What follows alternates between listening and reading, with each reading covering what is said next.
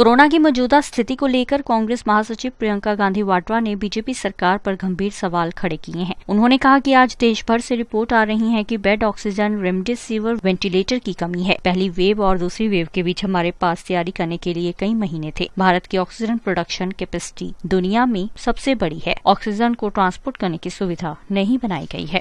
देश भर से रिपोर्ट्स क्या आ रही हैं? हॉस्पिटल के बेड्स की कमी है, ऑक्सीजन की कमी है, रेमडेसिविर की कमी है, वेंटिलेटर्स की कमी है। सब जगह से यही रिपोर्ट्स आ रही हैं। अब अगर हमने ठीक तरह से प्रिपरेशन किया होता, अगर हमने तैयारी की होती, तो फर्स्ट वेव और सेकंड वेव के बीच में हमारे पास कई महीने थे कि इसके लिए हम तैयारी कर सकते थे। कैसे? हमारा देश जो है ऑक्सीजन का सबसे बड़ा मैन्युफैक्चरर है। India's production capacity for oxygen is one of the largest in the world.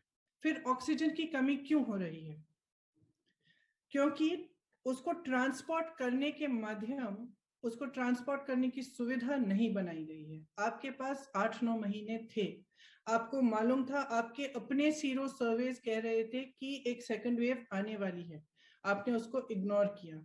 आपके पास समय था, आप ये सुविधा बनवा सकते थे, वॉर फुटिंग पर करा सकते थे। आज स्थिति ये है कि हिंदुस्तान में मात्र 2000 ऐसी ट्रकें हैं जो ऑक्सीजन को ट्रांसपोर्ट कर सकती हैं।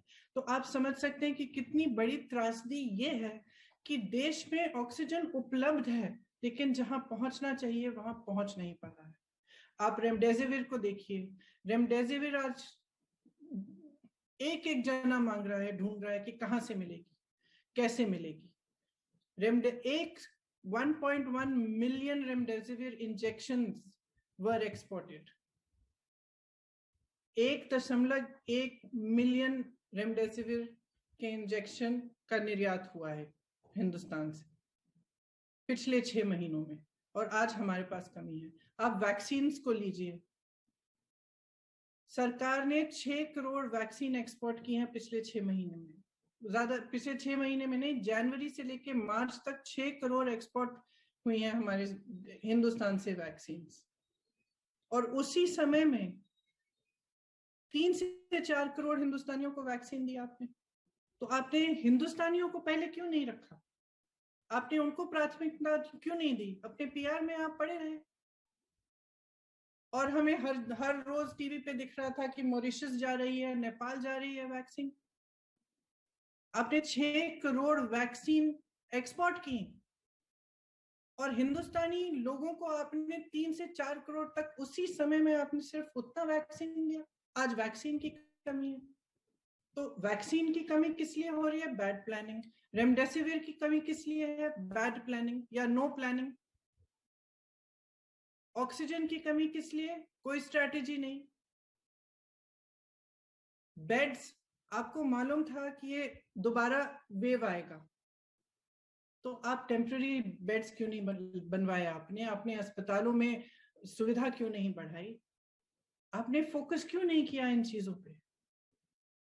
तो ये तो एकदम सरकार का ही फेलियर है। Minister needs to communicate with the public, he needs to communicate with anybody who has the resources to help out, whether it is other opposition parties, whether it is big businesses who may be able to contribute in some form or manner, whether it is medical professionals and staff. He needs to communicate, he needs to talk to them. The country needs reassurance. The country needs to know that somebody is in charge and that person cares about them. The country needs to know that every single life matters, and that the government is there to provide support, provide assistance. There is report after report of people. I mean, what shall I even tell you? In UP, the situation is thus that if you have to get an admission in a hospital, you need a slip from the CMO. You need to go through a bureaucratic hurdle before you can get somebody admitted into a hospital, before he can get remdesivir administered.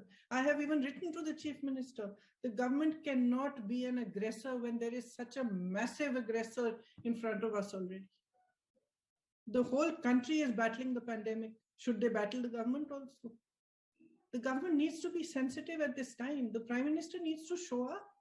He needs to get off the stage of the rally where he's laughing and cracking jokes. He needs to get off and he needs to come here and sit in front of people and talk to them and tell them what he is doing. How is he going to save lives? There is a huge crisis in our country.